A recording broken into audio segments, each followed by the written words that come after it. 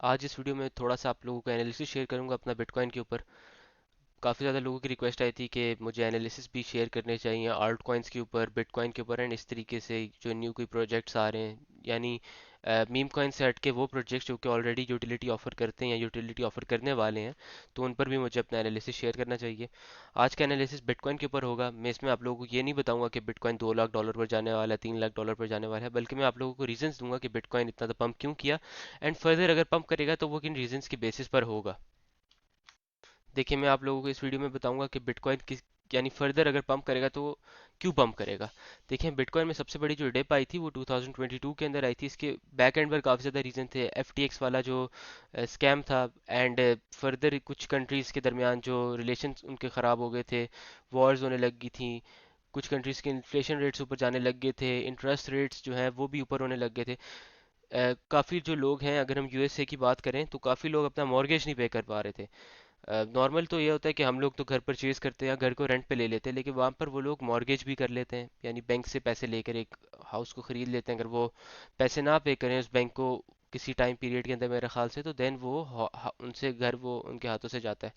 तो अगर आप डेटा को देखो अभी, तो अमेरिका में काफ़ी ज़्यादा वो लोग हैं जो कि किसी वक्त पर double A categories, triple A categories में आते थे, यानी वो लोग जो कि हायर ऑफिशियल्स में आते थे, अमीर लोग थे किसी वक्त पर, वो भी अपना मॉर्गेज नहीं पे कर पा रहे। एंड उसके बैक एंड पर रीज़न यही है कि वायरसेस आ गए थे जिनकी वजह से लोगों का बिजनेस ख़राब हो गया था। लेकिन फिर भी अगर हम बात करें तो क्रिप्टो में सबसे बड़ा पंप जो इससे पहले पंप था वो देखने को हमें मिला जनवरी 21 में। जनवरी 21 कह रहा हूँ, 2021 में। तो उसके बैक एंड पर बहुत अनऑर्गेनिक रीजंस हैं। देखें, इन्फ्लेशन रेट्स 2021 के अंदर 7 चल रही हैं, लेकिन फिर भी इतना बड़ा पंप उसके बाद तो डिप किया क्योंकि अनऑर्गेनिकली ग्रो किया था ये। इसके बैक एंड पर रीज़न ये था कि यहाँ से ही बड़ी बड़ी कंपनीज ने, बड़े बड़े जो इंसाइडर्स हैं, उन्होंने परचेजिंग स्टार्ट कर ली थी। ये जो डिप आई है ये फंड फैलाने के लिए डिप आई थी, एंड ये उस वजह से डिप आई है क्योंकि हालात ख़राब हो गए थे दुनिया के, ठीक है। इस वजह से डिप आई थी क्योंकि लोगों ने जो इतना ज़्यादा इंटरेस्ट लिया था कोविड 19 के दौरान, लोगों ने बैंक से काफ़ी ज़्यादा इंटरेस्ट लिया था। एंड उसके यानी लोगों ने जितना भी अपना पैसा था वो बैंक में दे दिया था, एंड उसके उसके ऊपर जो है वो इंटरेस्ट ले रहे थे। Interest is equal to easy money, यानी उन्होंने बस पैसा अपना बैंक को दे दिया एंड उसके ऊपर उनको पैसा आई जा रहा है। वो इजी मनी उन लोगों ने जो है डिफरेंट चीज़ों में परचेज किया, यानी अजीब अजीब सी स्पोर्ट्स कार्स में, डिज़ाइनर ड्रेसेस वगैरह में, एंड क्रिप्टो में मोस्ट इंपॉर्टेंटली। अगर मैं बात करूं तो जो लुई विटॉन का सीईओ था, जो लुई विटॉन का सीईओ, वो इस टाइम पीरियड के अंदर दुनिया का सबसे अमीर तरीन आदमी बन गया था। एंड अगर हम उस चीज़ को स्टडी करें तो बैक एंड पर जो रीज़न था वो इंटरेस्ट रेट्स थे। ठीक है, लोगों ने अपने पैसे कोविड 19 के दौरान, क्योंकि उनके बिजनेस वगैरह वो बंद हो गए थे, कुछ लोग थे जिनको लग रहा था कि भाई ये तो वायरस काफ़ी टाइम चलेगा, उसकी वजह से उन लोगों ने वो बैंक में पैसे डाल लिए थे। ठीक है, एंड वो, यानी उन लोगों को एक आदत पड़ गई थी इजी मनी की, एंड इजी मनी उन्होंने क्रिप्टो में भी काफ़ी डाला, जिसकी वजह से बहुत ज़्यादा अनऑर्गेनिकली पंप कर गया था। एंड देन इसी टाइम पीरियड के अंदर काफ़ी ज़्यादा जो कंपनीज थी वो भी, अगर आप उनके ट्विटर ट्विटर पर जाके देखो तो इस टाइम पीरियड में काफ़ी ज़्यादा कंपनीज ने इस चीज़ को ट्वीट किया कि वो बिटकॉइन वगैरह के अंदर आ रही हैं। लेकिन अगर हम बात करें तो उसके बाद काफ़ी बड़ी डिप आई है।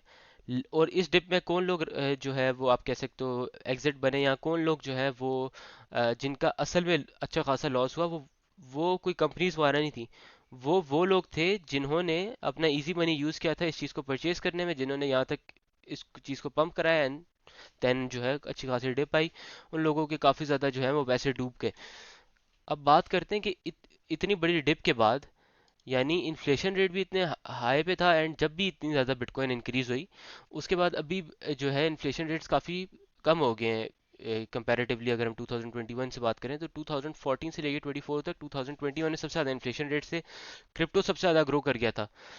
एंड अगर हम अभी की बात करें, अभी अडॉप्शन रेट ज़्यादा हो गए हैं, यानी क्रिप्टो में ज़्यादा लोग आ रहे हैं। उसके बैक एंड पर रीज़न मल्टीपल हैं। एक तो ये कि वो पैसा कमाने आ रहे हैं, एक ये कि अब क्योंकि उन्होंने देखा कि ब्लैक रॉक जैसी मल्टीपल कंपनीज आ रही हैं, ईटीएफ अप्रूवल आने लग गए हैं, ईटीएफ आ गया बिटकॉइन का, उसकी वजह से लोग क्रिप्टो करेंसी के अंदर मूव कर रहे हैं।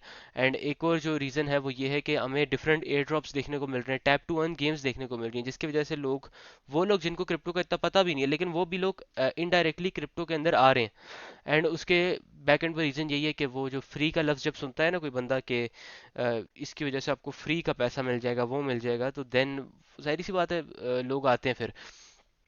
इस वजह से काफ़ी ज़्यादा एडॉप्शन रेट अभी अभी यानी एडॉप्शन रेट्स पीक पर है। अभी यानी वो लोग भी वापस आ गए हैं जिन लोगों ने क्रिप्टो को एग्जिट कर लिया था 1-2 साल पहले। उसके पीछे रीजन यही है कि उन्होंने देखा कि भाई ये तो कंपनीज भी आने लग गई हैं बिटकॉइन के अंदर। अब यहाँ पर जो बेवकूफ़ बंदा है वो खुश होगा कि भाई ब्लैक रॉक आ गया है, हमारा तो बिटकॉइन गया, हमारा जो 100-200 डॉलर हमने डाले हुए वो डबल ट्रिपल हो जाएंगे।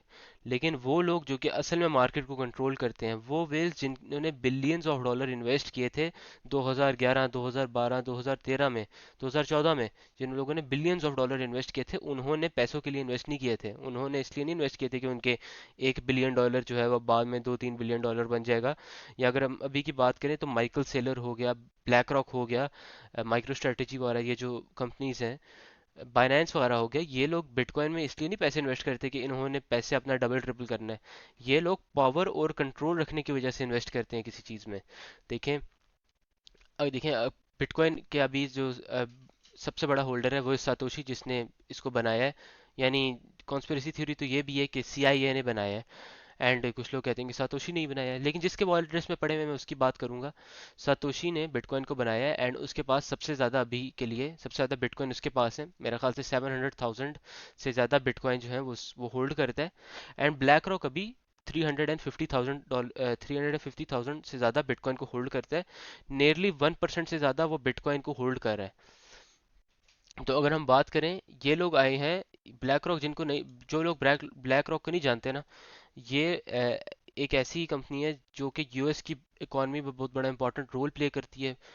मतलब 90% जो बड़ी बड़ी बिलियन डॉलर्स कंपनी है, उनके बैकएंड पर ब्लैक रॉक है।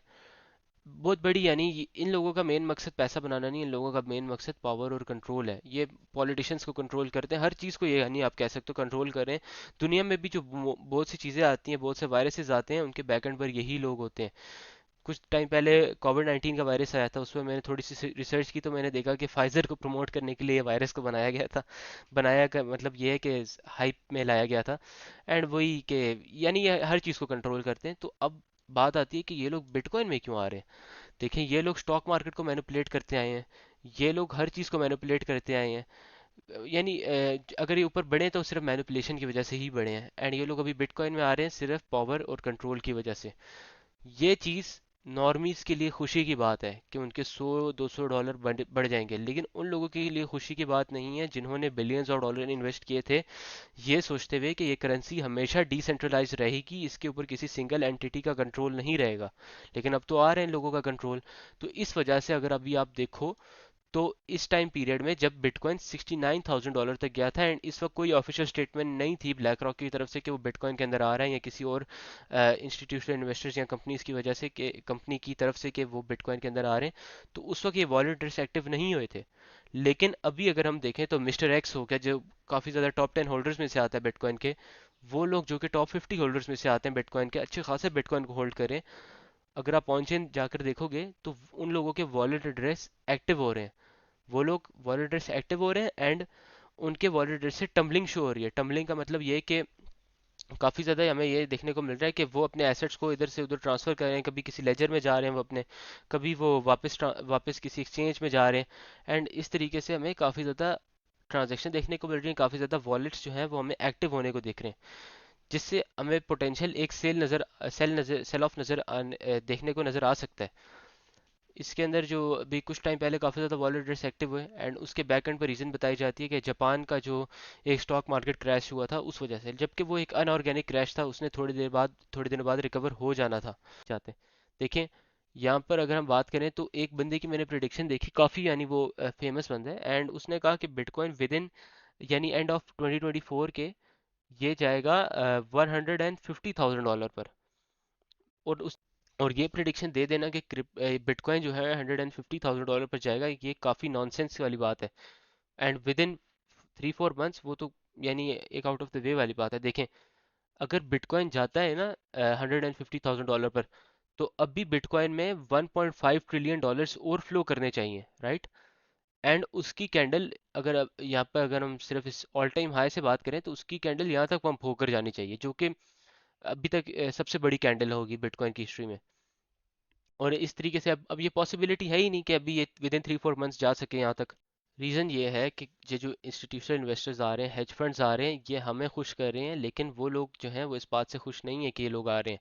वो लोग इस बात से खुश नहीं है कि बिटकॉइन के ऊपर किसी सिंगल एंटिटी का कंट्रोल आएगा। क्योंकि अगर black rock $6 lakh bitcoin suppose करो किसी तरीके से परचेज कर लेता है, एंड वो कर भी रहा है वो किस तरीके से, आप रोज देखो, कभी किसी बाइनेंस के फाउंडर को जेल में डाल दिया जाता है, कभी किसी एक्सचेंज को जो है वो डिफरेंट, जिस तरह भी बाइनेंस को कहा गया था कि एक कंट्री के एसेट्स को फ्रीज कर दिया जाए। अब उसके बैकएंड पर कौन है, मैं आप लोगों को भी दिखाता हूँ, देखो। ब्लैक रॉक ही है उसके बैकएंड पर जिसने कहा है बाइनेंस को इसके एसेट्स को फ्रीज करो, एंटी टेररिज्म लॉ के तहत उन्होंने कुछ इस तरह किया है। ये देखो, लैरी फिंक जो कि ब्लैक रॉक का सीईओ है, वो क्या है, देख रहे हो। ये सारे बैक एंड पर ये लोग कंट्रोल कर रहे हैं, एंड इन लोगों के पास $3 लाख कह रहा हूँ, सॉरी, 3 लाख बिटकॉइन से कई गुना ज्यादा बिटकॉइन होगा। एंड ये लोग अभी यानी बहुत ज्यादा इंपॉर्टेंट रोल प्ले कर रहे हैं बिटकॉइन के अंदर। एंड रीजन यही होगा, अगर बिटकॉइन जाता है, डंप करता है या पंप करता है, उसके बैक एंड पर यही लोग हैं। अब चलें, ये तो बात होगी कि भाई अब जो कि रियलिटी वाली बात है। अब अगर बात करते हैं कि बिटकॉइन जा कहाँ तक सकता है। देखिए, इन्फ्लेशन जो है, इन्फ्लेशन रेट जो यूएस के इन्फ्लेशन रेट्स हैं, वो जो हमें देखने को मिल रहे हैं वो सही मिल रहे हैं, यानी अभी जो यूएस के इन्फ्लेशन रेट्स चल रहे हैं 2.9, वो सही हैं। इंटरेस्ट रेट्स भी सही हैं। फिर भी बिटकॉइन इतना ज़्यादा पंप नहीं हो रहा, जबकि 2021 में इतना ज़्यादा पंप हुआ था। मैंने बैकएंड पर रीज़न आप लोगों को बता दिया, अनऑर्गेनिक ग्रोथ थी। जिन लोगों के पास इजी मनी आया था इंटरेस्ट के थ्रू, उन लोगों ने इसके अंदर इन्वेस्ट किया, एंड वो बाद में एग्जिट भी यूज़ हुए, अब वो अपना मॉर्गेज भी पे कर नहीं पा रहे। तो इधर तक बिटकॉइन गया $74,000 तक, जबकि इससे ज़्यादा जाना चाहिए था बिटकॉइन को। मेरे हिसाब से विद इन 3-4 मंथ्स बिटकॉइन या $40,000 तक जाएगा, या ये इजिली 92-93,000 तक जाएगा।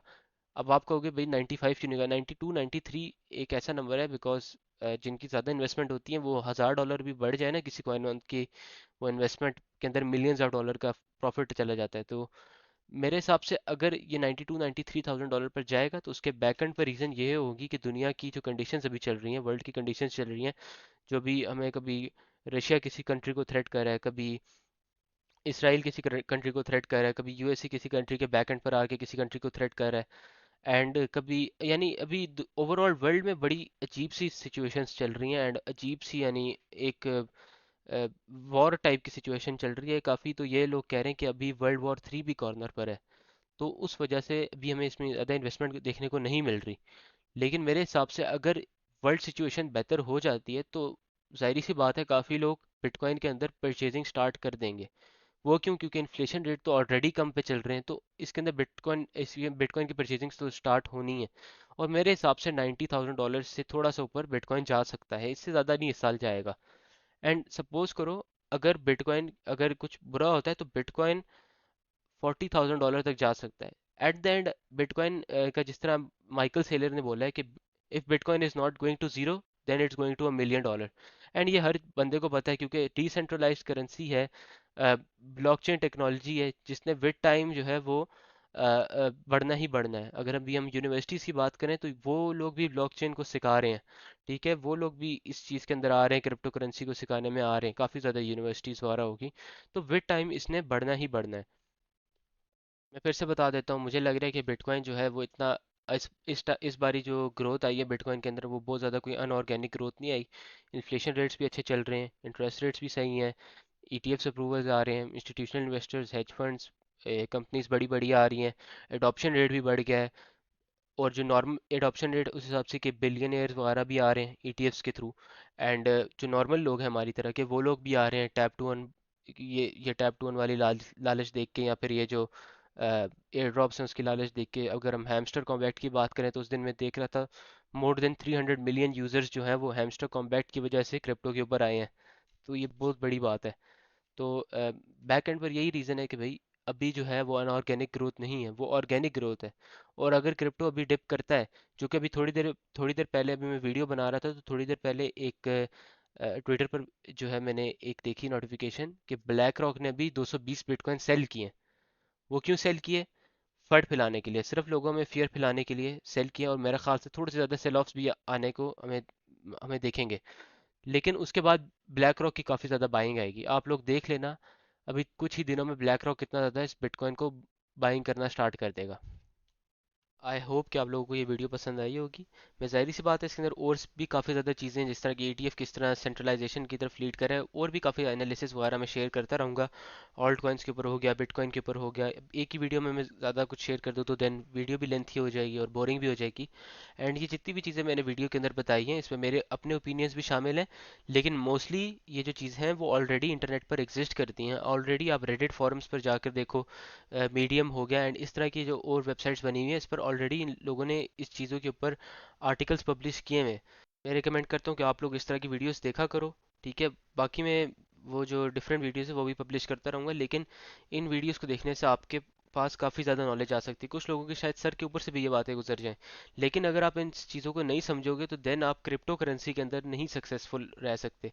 जो लोग सिर्फ क्रिप्टो करेंसी के अंदर पैसे बनाने के चक्कर में आते हैं वो कभी नहीं पैसे बना सकते, लेकिन जो असल में उस चीज़ को एज ए पैशन लेकर चलते हैं वो लोग पैसा बना सकते हैं। एंड उन लोगों को उस चीज़ के बारे में बेहतर तरीके से भी समझ आता है। ये जितनी भी मैंने अपनी इन्फॉर्मेशन प्रोवाइड की है, आप बेशक फॉरेन चैनल्स पर जाकर देख लो, बाकी इंडियन पाकिस्तानी चैनल पर जाकर देख लो, ऐसी इन्फॉर्मेशन कोई प्रोवाइड नहीं करेगा, बिकॉज उनको इस चीज़ का पता ही नहीं होगा।